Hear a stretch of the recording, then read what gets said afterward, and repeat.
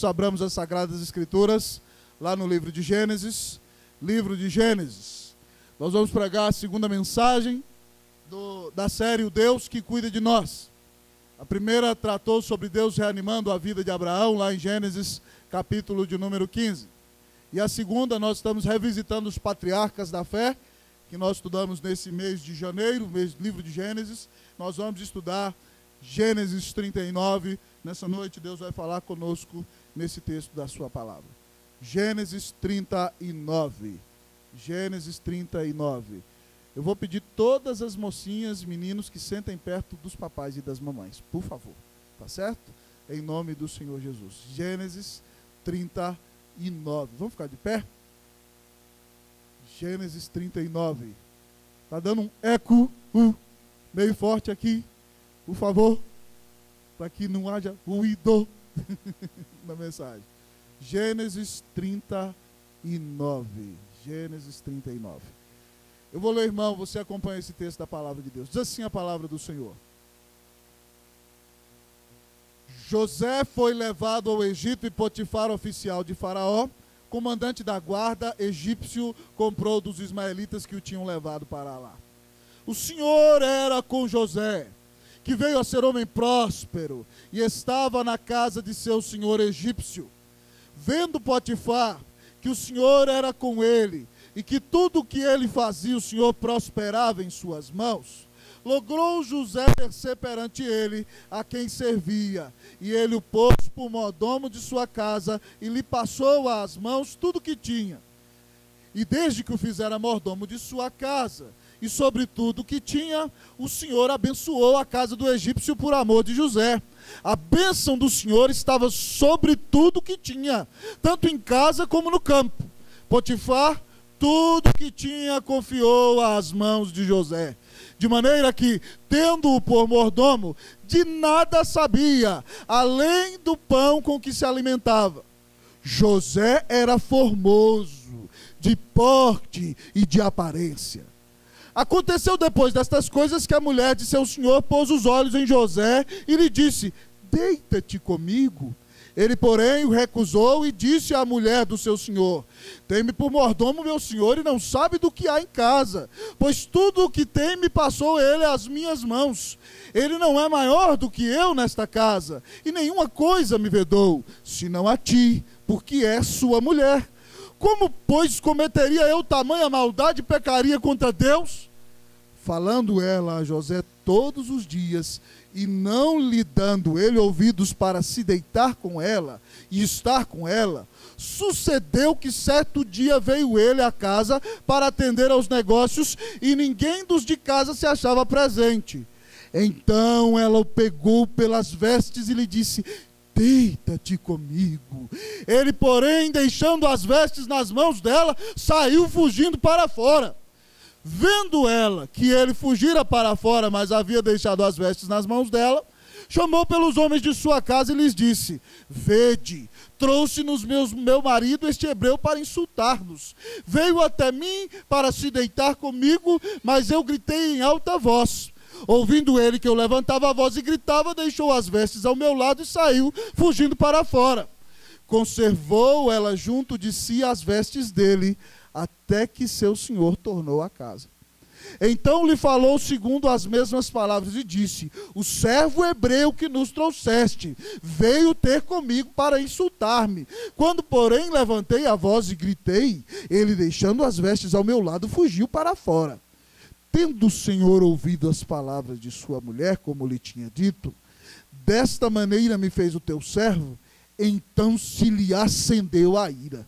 E o senhor de José o tomou e o lançou no cárcere, no lugar onde os presos do rei estavam encarcerados. Ali ficou ele na prisão. O Senhor, porém, era com José, e lhe foi benigno, e lhe deu mercê perante o carcereiro, o qual confiou às mãos de José todos os presos que estavam no cárcere, e ele fazia tudo quanto se devia fazer ali. E nenhum cuidado tinha o carcereiro de todas as coisas que estavam nas mãos de José, porquanto o Senhor era com ele.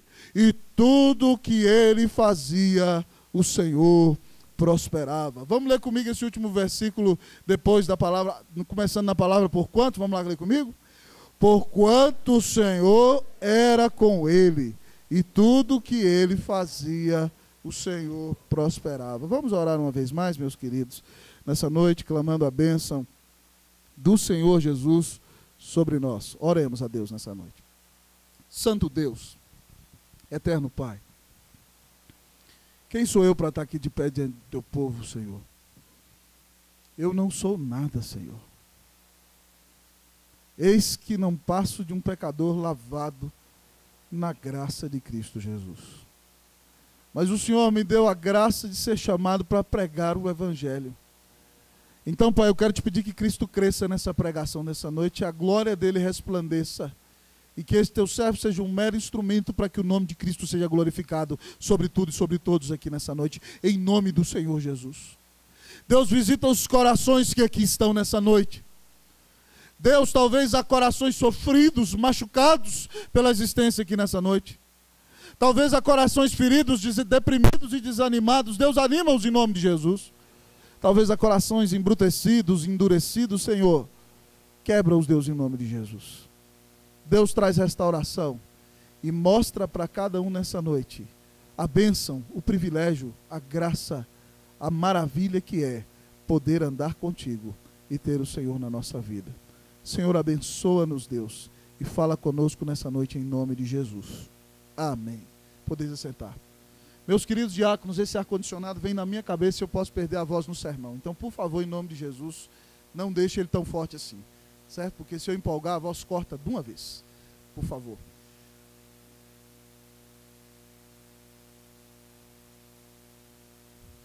José sim que era um rapaz abençoado. Seu pai tinha 4 mulheres. Ele, filho da mulher ao qual o pai amava. E a mãe dele morreu. E ele é o filho mais velho. Então, quando a mãe dele morre, o pai dele transfere todo o amor que ele tinha por Raquel para José, que tem 17 anos. Ele tem 11 irmãos. Naqueles dias, então, o pai dele manda fazer para ele uma túnica talar colorida. E as pessoas não têm túnicas talares, só os príncipes naqueles dias. Então o pai dele o trata como um reizinho. E você há de convir comigo que quando numa família o pai ama mais um irmão do que os outros, isso é um grande problema. E na casa de Jacó não é diferente. Os seus irmãos ficaram com tantos ciúmes e odiaram tanto a José, que a Bíblia nos diz que eles já não podiam mais conversar com ele, por causa dos ciúmes que eles tinham desse servo. Se não bastasse já tanto problema de relacionamento e tanta crise dentro de casa, é impressionante, amados irmãos, que José começou a ter alguns sonhos. Deus começou a dar uns sonhos para eles, e ele sonhou que ele estava com os irmãos dele no campo colhendo, e de repente o feixe da colheita dele ficou em pé, e o dos irmãos dele davam volta dançando ao redor do dele, e depois se ajoelhavam. E ele contou para os irmãos, e os irmãos dele viraram para ele e disseram: o que você acha que você é? Você vai reinar sobre nós, rapazinho? E eles então já morriam de ódio de José. Então, meus amados irmãos, para aumentar o problema, certo dia José sonha que o sol, a lua e 11 estrelas se inclinaram diante dele. Aí os irmãos não suportam mais, vão dizer: papai, esse seu filho está ficando doido. Ele está dizendo que o senhor, a mãe dele, todos nós vamos nos ajoelhar diante dele. E José chama: meu filho, o que é isso? Para com isso. Você está tendo uma crise de grandeza, está sendo um megalomaníaco do Oriente. E repreende o rapaz. Mas Jacó considerava naquelas coisas todas. E certo dia, então, irmãos, a Bíblia nos conta que os irmãos de Jacó estão pastoreando Siquém. E os irmãos de José. E Jacó manda José para lá vigiar e trazer notícia. E chegando em Siquém, eles não estão lá, foram para Dotã.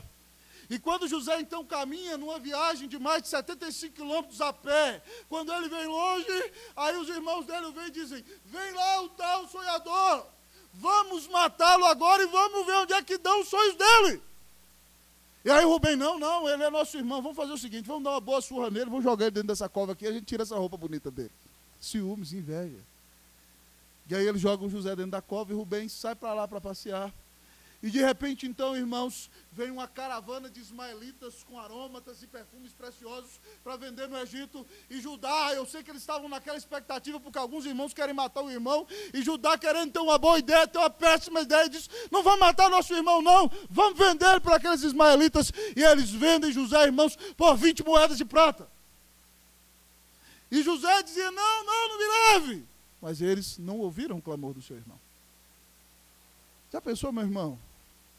Se você passa por uma tragédia como essa, se não bastasse, então os ismaelitas vão para o Egito, chegando lá, vendem José como escravo para Potifar, que é o capitão da guarda de Faraó. Se você tivesse vivido uma tragédia desse tamanho, como estaria o seu coração? Se essa fosse a sua história, qual seria a sua resposta? O que eu mais gosto, irmão, nessa história de tragédia, de ciúmes, de inveja, de grandes problemas familiares, porque todas as famílias enfrentam problema, é verdade, é que há uma intervenção da graça no meio da história.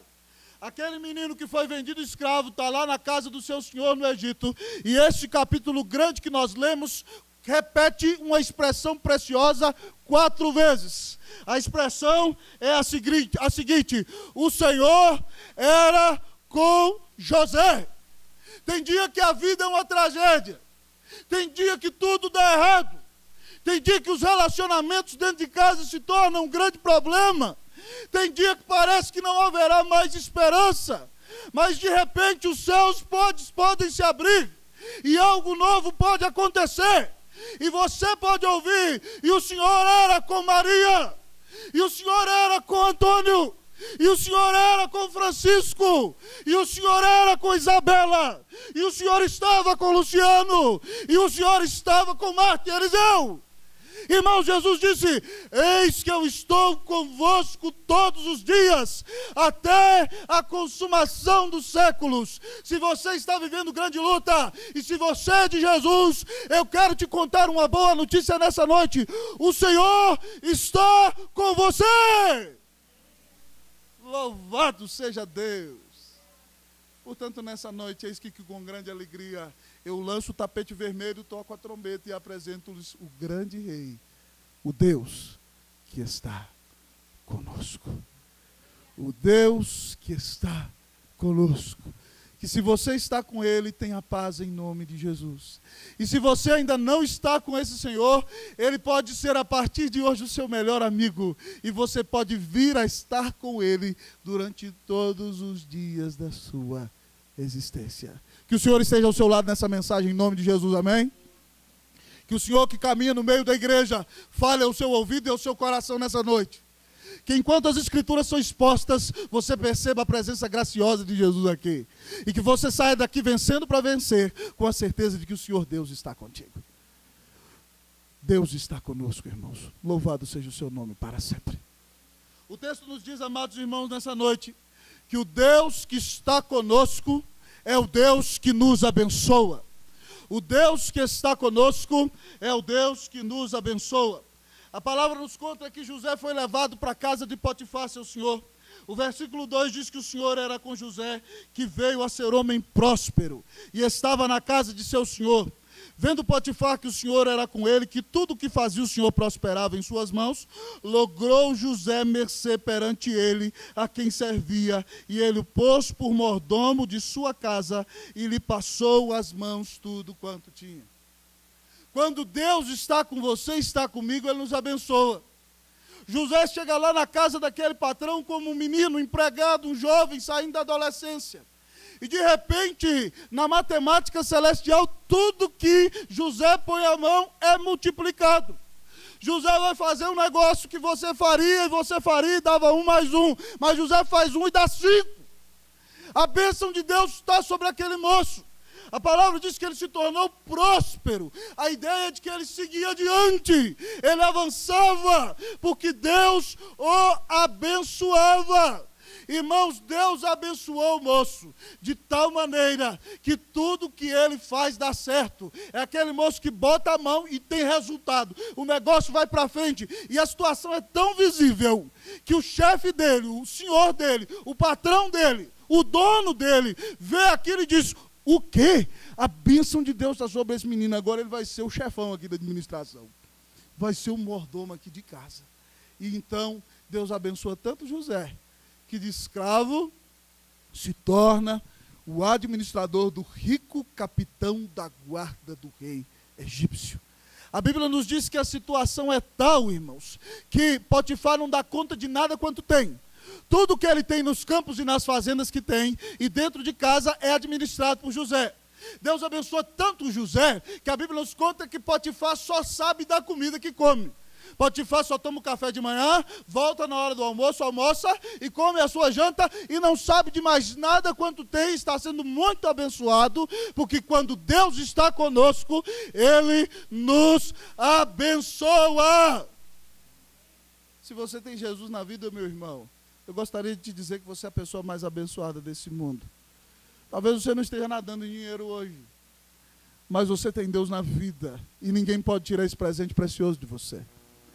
Eu gostaria de dizer para você que você é a pessoa mais abençoada porque você tem o melhor amigo. E Deus está te fazendo prosperar e avançar rumo à direção e ao projeto que Ele tem para a sua vida. Deus cuida de nós, irmãos. Pensemos bem, todos nós aqui temos um lar no qual moramos, temos um teto que nos cobre, não é verdade? Todos aqui temos pão na mesa, isso é uma bênção preciosa do Senhor. Todos nós que aqui estamos temos família. Às vezes nos entristecemos nela, é verdade, mas temos família que podemos amar, abraçar, chorar, confrontar e não estamos sós na caminhada. Além disso, Deus nos dá trabalho, nos dá alegria de ganhar o sustento com o próprio suor do nosso rosto. E quando nós fazemos tudo direitinho, a Bíblia diz que tudo aquilo que o homem plantar, isso ele ceifará. Então quando você faz certinho no seu trabalho, a bênção de Deus vai com você e você dá resultado. Veja bem que o Deus que está conosco é o Deus que nos abençoa. Mas além de todas essas bênçãos naturais que eu disse a você e outras bênçãos, talvez como uma melhor situação financeira, talvez como a compra de um novo imóvel, talvez como a aquisição de novos veículos, ou talvez uma viagem para o exterior, ou uma promoção no seu emprego, tudo isso é sinal da bênção de Deus. Mas eu quero te dizer, querido, que as bênçãos maiores que Deus nos deu, foram as bênçãos da salvação que Ele nos deu em Cristo Jesus. E se você não as tem ainda hoje, precisa se arrepender dos seus pecados e confiar que Jesus Cristo é o Filho de Deus que morreu na cruz para pagar o teu pecado. Confiar que a Bíblia diz que Jesus é o único mediador entre Deus e os homens. Ele disse: eu sou o caminho, a verdade e a vida. Ninguém vem ao Pai a não ser por mim. Não há outro jeito de se aproximar de Deus, se não for por meio de Jesus Cristo. Essa bênção é tão preciosa que Paulo, para falar sobre isso, escreve um capítulo maravilhoso na carta aos Efésios. Ele diz assim, preste atenção comigo aqui: bendito o Deus e Pai de nosso Senhor Jesus Cristo, que nos tem abençoado com toda sorte de bênção espiritual nas regiões celestiais em Cristo. Assim como nos escolheu nele, desde antes da fundação do mundo, para que fôssemos santos e irrepreensíveis perante ele, e em amor nos predestinou para ele, para a adoção de filhos por meio de Jesus Cristo, segundo o beneplácito da sua vontade, para louvor da glória de sua graça, a qual ele nos concedeu gratuitamente no amado, por meio de quem temos a redenção pelo seu sangue, a remissão dos pecados, segundo o poder, segundo a riqueza da sua graça. E lá no final ele vai dizer que além dessas bênçãos preciosas que eu já contei para você aqui, por causa de Cristo Jesus, Deus nos selou com o Espírito Santo, e Deus então promete que vai nos buscar e um dia vai dar a bênção da nossa salvação eterna. Paulo diz que Deus escolheu o verdadeiro crente antes da fundação do mundo em Cristo Jesus. Isso é uma bênção preciosa. Se você é crente, foi porque Deus decidiu que você seria. Se você é cristão hoje. Mas além disso, a Bíblia diz que Deus nos deu redenção, perdão de pecados. Cristo morreu no nosso lugar. Que bênção maravilhosa, para que nós não tenhamos que ir para o inferno. Se nós acreditamos nele, Cristo morreu no nosso lugar. E se você crê em Cristo Jesus, a Bíblia diz que o Espírito Santo vem te selar, ele marca a sua vida, ele vem morar no seu coração, e é um sinal de que você é de Deus e é de Cristo Jesus. Que bênçãos preciosas e maravilhosas nós temos em Cristo. Eu quero perguntar para você nessa noite: você está com Deus? Deus está com você? O Deus que está conosco é o Deus que nos abençoa. Se você está aqui nessa noite, querido, não tem paz, não tem esperança, não tem alegria na vida, não sabe se morrer hoje à noite, se vai para o inferno ou se vai para o céu, não entendeu o propósito da sua existência, eu gostaria de te dizer nessa noite, que se você anda longe de Deus, você pode sair daqui andando com Deus dentro do seu coração, carregando você no colo e mudando você dessa vida de frivolidades e mediocridade, te dando razão para existir e trazendo real alegria para a sua vida. Basta que você hoje creia que Jesus Cristo é o Filho de Deus e diga: Senhor, eu me arrependo dos teus pecados, eu quero viver para ti, vem habitar no meu coração. A Bíblia diz que se você fizer isso, você vai ser salvo, vai ser abençoado, e Deus estará para sempre com você. Vai ter um lugar já garantido no céu para você. E um dia você vai se encontrar com o nosso maravilhoso Senhor Jesus Cristo. O Deus que está conosco é o Deus que nos abençoa. Contudo, irmãos, a palavra de Deus nos mostra que maravilha é poder ser amigo do Senhor. Já pensou que bênção incomparável dar as mãos para o eterno e caminhar com Ele no chão da existência? Portanto, o Deus que está conosco, além de ser o Deus que nos abençoa, o Deus que está conosco é o Deus que nos usa. O Deus que está conosco é o Deus que nos usa. Vamos repetir? O Deus que está conosco é o Deus que nos usa. Versículo de número 5 diz assim: e desde que o fizera mordomo de sua casa e sobre tudo que tinha, o Senhor abençoou a casa do egípcio por amor de José. A bênção do Senhor estava sobre tudo que tinha, tanto em casa como no campo. Potifar tudo que tinha confiou às mãos de José, de maneira que, tendo por mordomo, de nada sabia, além do pão com que se alimentava. Irmão, quando Deus está conosco, Ele nos usa. Deus colocou José na gerência da casa e dos negócios de Potifar. E a Bíblia diz que depois que José assumiu a gerência, Potifar ficou mais rico.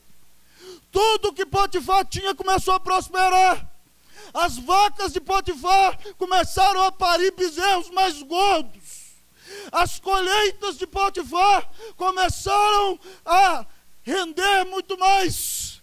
O gado de Potifar, a comida na casa de Potifar aumentou. Seu ouro, sua prata, seu número de escravos. Ah, irmãos, Deus usa José. A Bíblia diz que o egípcio é abençoado porque Deus ama José e porque Deus quer usar os seus servos para abençoar o mundo. O Deus que está conosco é o Deus que nos usa. Crente, eu quero perguntar: a sua vida tem sido bênção para alguém? A sua vida tem feito diferença na vida de alguém? Quando Deus chama Abraão, Deus diz para ele: "Sê tu uma bênção". Abraão tem a missão de abençoar o mundo e todo mundo que tem contato com ele.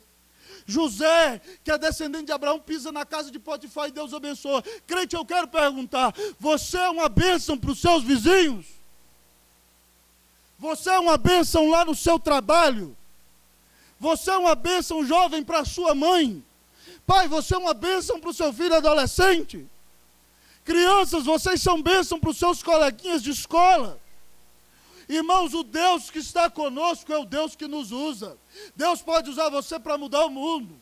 Deus pode usar você para falar de Jesus, para que pessoas sejam transformadas. Deus pode usar você para que o ambiente no seu trabalho mude. Deus pode usar você para que a cidade mude. O Deus que está conosco é o Deus que quer nos usar, irmãos. Nós temos que estar dispostos a sermos usados pelo Senhor. Não me esqueça do profeta Isaías. A Bíblia diz que no ano da morte do rei Uzias, Isaías vê o Senhor sentado sobre um alto e sublime trono, e as abas de suas vestes enchem o templo. E ali estão anjos serafins que têm 6 asas, com 2 cobrem o rosto, com 2 cobrem os pés, e com as outras 2 eles estão voando. E são anjos que estão em chamas de fogo. Serafins significa os que estão ardendo. E a Bíblia diz então que quando Isaías tem essa visão e os anjos cantando santo, santo, santo é o Senhor dos exércitos, toda a terra está cheia da sua glória, Isaías olha para aquilo e diz: ai de mim, eu estou morto, porque eu sou homem de lábios impuros e habito no meio de um povo de impuros lábios, e os meus olhos viram o rei, o Senhor dos exércitos, via Deus morrer. Um anjo então toma uma brasa do trono de Deus em chamas, que simboliza Jesus, toca na boca de Isaías e o pecado dele é perdoado. Depois daquilo, Deus faz uma pergunta retórica que é especial, e Deus diz assim: a quem enviarei? E quem há de ir por nós? Você acha que Deus não sabia que ele queria enviar? É claro que ele sabe de todas as coisas. Mas ele pergunta: a quem enviarei? E quem há de ir por nós? E ele pergunta hoje à noite aqui: a quem eu vou usar? Quem vai por mim? Quem eu vou usar para plantar novas igrejas? Quem eu vou usar para chamar os meus eleitos? Quem eu vou usar para mudar os órgãos públicos desse país? Quem eu vou usar para trazer ética para essa nação? Quem eu vou usar como instrumento de salvação? Quem eu vou usar como instrumento de piedade de vida? Quem eu vou usar para levar a minha presença onde quer que ele esteja? A quem enviarei e quem há de ir por nós? Isaías diz assim: eis-me aqui, envia-me a mim. Deus quer usar a sua vida para abençoar o mundo. Deus quer usar a sua vida para que vidas sejam tiradas de dentro do inferno e colocadas na porta do céu. Deus quer te usar para mudar a cara da cidade. Você acha que Deus te colocou nesse mundo só para você viver deitado eternamente em berço esplêndido ao som do mar à luz do céu profundo? Você acha que Deus te colocou nesse mundo para ser um vegetal? Para comer e para o trabalho, trabalhar para comer, comer para trabalhar, trabalhar para comer e tirar umas férias talvez lá no Nordeste? Você acha que esse é o propósito da sua vida? Deus te criou para algo mais do que isso. Deus te criou para ser uma bênção. E você tem que se conscientizar que a sua vida não te pertence. E que você não pode viver só para satisfazer a si mesmo. Que você tem que ser um instrumento nas mãos de Deus. Hoje o Senhor pergunta: a quem eu vou enviar? Qual será a tua resposta? Deus quer levantar homens de Deus, quer levantar médicos de Deus, enfermeiras de Deus, políticos de Deus, advogados de Deus, pastores de Deus, missionários de Deus. Irmãos, o que nós vamos fazer? Se nós queremos um Brasil melhor, é só mudando o coração dos brasileiros. E só quem pode mudar o coração dos brasileiros é Jesus. E você pode ser um instrumento para que Jesus transforme muitas vidas e muitas pessoas creiam no Salvador. O que você está fazendo com a sua vida, meu irmão? Não jogue sua vida fora. Use sua vida para abençoar alguém, para que pessoas conheçam a Deus, tenham paz no coração, tenham a certeza do rumo da sua existência, e ainda no mundo de tragédias caminhem felizes, porque tem Deus no seu coração e na sua vida. O Deus que está conosco é o Deus que quer te usar. Irmão, não fuja, não corra, a sua vida pode ser uma bênção nas mãos de Deus.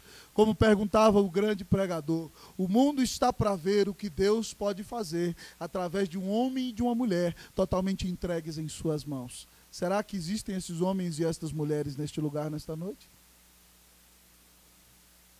O Deus que está conosco é o Deus que nos abençoa, é o Deus que nos usa, mas o Deus que está conosco, amados irmãos, é o Deus que nos prova.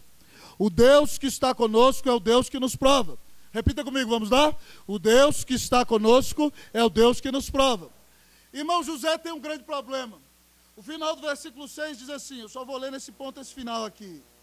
José era formoso de porte e de aparência. Sabe como é que é isso aqui? Isso aqui é um jeitão hebraico de falar. A ideia é o seguinte: José era bonito de corpo e de rosto. As menininhas, quando viam José, as egípcias moreninhas, todas bonitas, diziam: uau! Esse é o grande hebreu. Como diriam as meninas dos anos 70, José é um pão. É assim que elas falavam. Irmãos, José era bonito de corpo e de rosto. José era um galã da antiguidade, bonitão, cara de presença, cara que chegava e não passava desapercebido. E a situação é tal, irmãos, que a mulher do egípcio, as mulheres egípcias eram mulheres bonitas, que se cuidavam, morenas, e ela de repente coloca os olhos em José. E ela chega para ele assim: por que você não deita comigo, hein? E ela deita comigo, e ela enfia na cabeça de José. José, mulher, sei como é que eu vou fazer um negócio desse? Meu senhor me colocou como chefe dessa casa, eu mando igual ele aqui. Ele não sabe de nada, quem manda aqui sou eu. Mas só tem uma coisa na qual eu não posso tocar, que é você, porque você é mulher dele. Como é que eu vou cometer tamanho pecado contra Deus? Veja bem que José diz que o adultério não seria um pecado só contra Potifar. O pecado é contra Deus, irmão. Ofende a santidade de Deus. José está sendo provado, mas ele diz não, ele resiste. Ele é fiel a Deus, mas a mulher está cheia de fogo, irrequieta. Ela não quer parar. Todo dia ela vira para ele: deita comigo, vamos para a cama comigo. E ele faz ouvidos surdos. Parece que não vai acontecer nada. Mas um dia, tchan, tchan, tchan, tchan, José tem que administrar as coisas dentro de casa. E não tem ninguém lá. Eu imagino que José tinha o escritóriozinho dele dentro da casa lá. E não tem ninguém dos empregados na casa. E aí a mulher, percebendo tudo, falou: agora é a minha hora. Ela chega e agarrou nas vestes de José. E falou para ele assim: deita-te comigo. E José começa a debater teologia com ela. Isso é que acontece, não é verdade? É isso? José: não, eu já te expliquei, não sei o quê. A hora que ela chega junto, agarra as vestes dele e fala ali no cangote: vamos para a cama comigo. Ele para conversar? A Bíblia diz que ele sai correndo, irmão. Sai, usando a linguagem juvenil, sai voado. Sai na bala. José não para conversar. Irmão, tem hora que não dá para parar para conversar com o diabo, com o capeta e com o pecado. De repente a tentação está ali diante de você, te cheirando, te acossando, te dizendo: vai ser bom, você vai ter prazer. E se você para discutir, você está no sal. José sai correndo, larga as roupas na mão da mulher, não está nem aí para o que vai acontecer. Ele quer ser fiel a Deus. Você quer ser fiel a Deus? Eu queria perguntar para você nessa noite, sinceramente, no nome de Jesus: se essa prova que José passou fosse para você, você seria aprovado? Veja bem, irmão, que José não para discutir, não para conversar. Aí chega o jovem cristão: ah, pastor, estou namorando com uma menina que não é da igreja. E o senhor sabe, né, menina que não é da igreja, o senhor sabe o que ela quer. E eu estou falando com ela que crente só pode fazer relacionamento sexual depois de casado. Mas ela está no meu pé, ela chega. Então, de repente, outro dia eu fui deixar ela em casa. Tinha um murinho escurinho lá na rua dela. E, de repente, então ela me chegou no muro. E o negócio ficou complicado, pastor. E sabe o que aconteceu? O diabo veio e eu não consegui resistir. Mentira!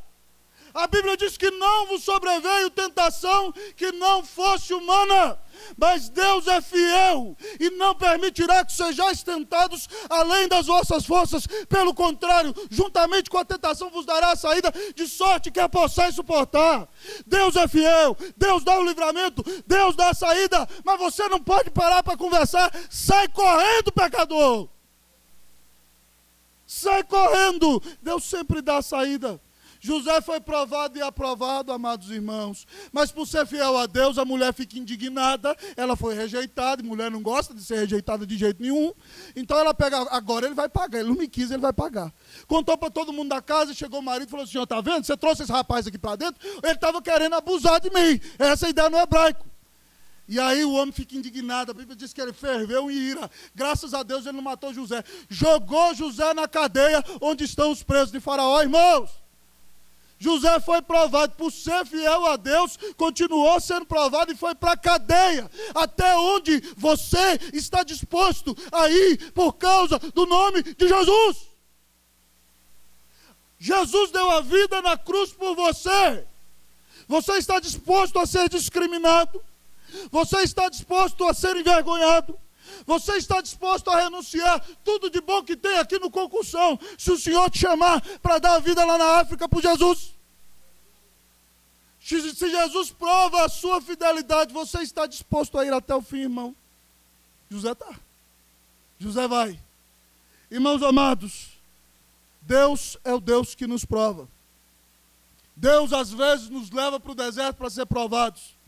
Essa igreja aqui tem sido provada por Deus na área de enfermidades, na área de tentações. E, irmãos, a minha pergunta é: Senhor, qual vai ser a nossa nota no vestibular espiritual? Qual vai ser a sua nota no vestibular de Deus? Eu espero que você seja aprovado, meu irmão, em nome de Jesus, amém?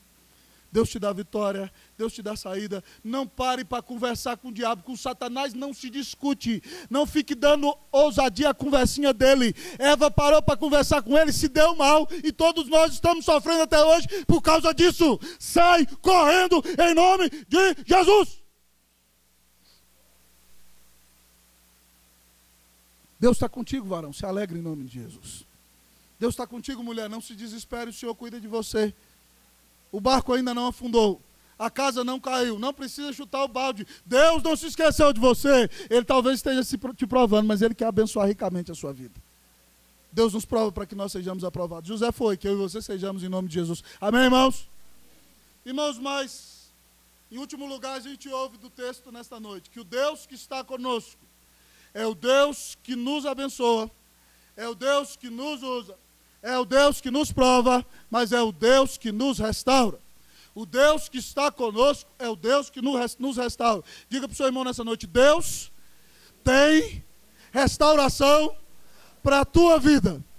Pegue na mão do teu irmão, olha nos olhos dele. Se você está mal, o Senhor é o Deus que te restaura. O Senhor tem renovo para a tua vida, em nome de Jesus.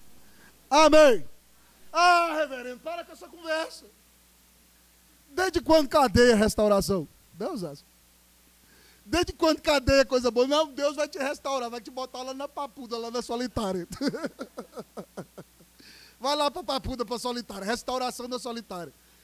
Irmãos, às vezes os lugares mais profundos são os lugares nos quais Deus lança a semente para que floresça uma grande árvore na nossa vida. Às vezes os lugares onde há mais dor são os lugares nos quais Deus nos prepara para as maiores bênçãos. José é levado para a cadeia. E a Bíblia diz para nós, irmãos, que estando ali na cadeia, o Senhor, porém, era com José. O versículo diz: e lhe foi benigno. Essa expressão aqui no idioma que a Bíblia foi escrita, lhe foi benigno. A palavra foi no hebraico, esse verbo, significa estender. E a palavra benigno recede no hebraico, que significa fidelidade, bondade, misericórdia, graça e todas as bênçãos que existem. Então, se você for traduzir aqui, o Senhor, porém, era com José, e lhe foi benigno, você vai traduzir assim: o Senhor, porém, era com José, e o Senhor estendeu. É como se Deus lançasse a colcha da misericórdia e aumentasse para José. O Senhor estendeu a misericórdia sobre José. E aqui diz o texto que isso faz com que o carcereiro, aqui literalmente é o chefe da casa da prisão, o líder da casa da prisão, confie a José a administração da prisão. E de repente José então começa a ser abençoado de novo. E tudo quem faz na prisão é José. José não é mais preso, é o gerente da prisão. É ele quem diz a hora que fulano come, é ele quem diz a hora que o outro preso toma sol, é ele quem diz quem já está perto de sair, quem não está de sair. José é quem administra a prisão, e Deus abençoa José na administração da prisão.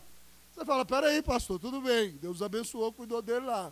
Mas você ser gerente da empresa do capitão do exército e ser gerente da cadeia é totalmente diferente, não é verdade?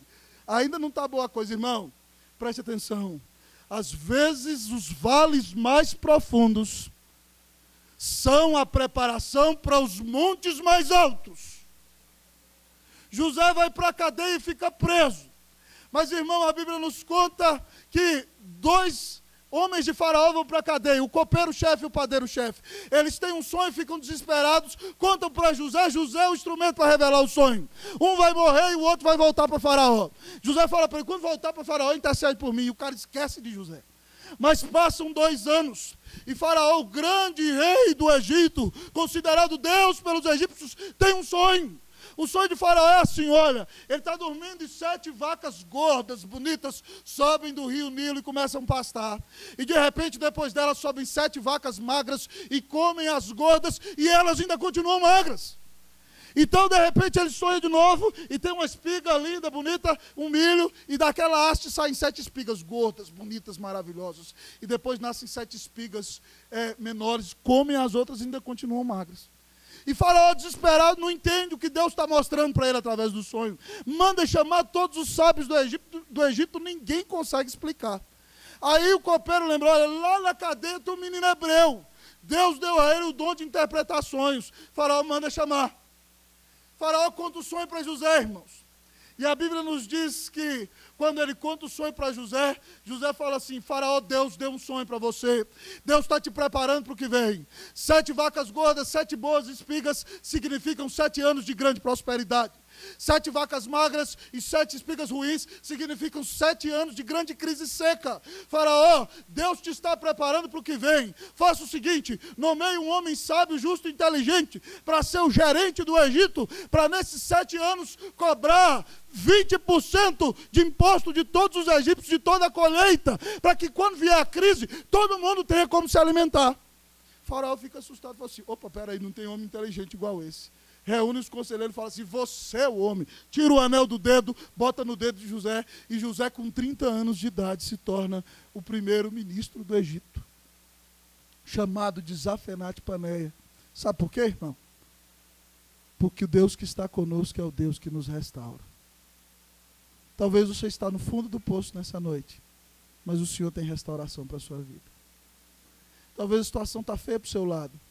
Talvez você tenha um grande sonho, um grande projeto, começar um grande negócio, ser uma bênção, entendeu? Que Deus estava te dirigindo para isso. E de repente tudo deu errado. E você disse, Senhor, o Senhor me abandonou, o que aconteceu? De repente você tinha um projeto com seu filho, trouxe para a igreja, criou, ensinou a Bíblia. E de repente na juventude, na adolescência, ele partiu para o mundo, se envolveu com drogas, com bebida, com prostituição. E você está aqui desesperado. Deus, e agora? Eu fiz tudo do jeito que o Senhor mandou. Talvez você está numa grande expectativa e a sua oração não tenha tido resposta. Eu quero dizer para você que se você crê, o Senhor tem restauração para a sua vida nessa noite, em nome de Jesus.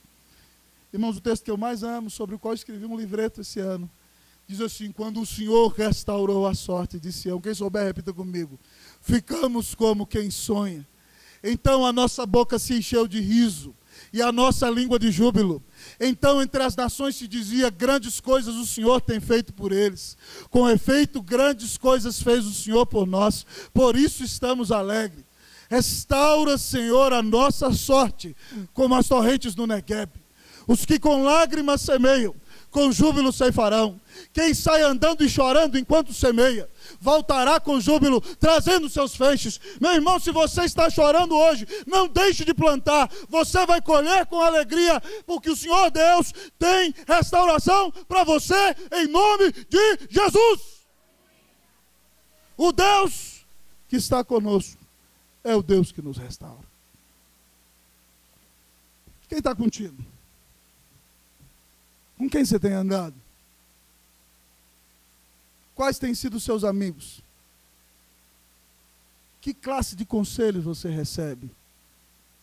Minha avó me dizia quando eu era adolescente, diga-me com quem tu andas, e eu te direi quem tu és. Vamos andar com Deus, irmãos? Vamos andar com Deus para que a sua bênção esteja sobre nós, a bênção salvadora e todas as bênçãos que Ele tem para nós em nome de Jesus. Amém?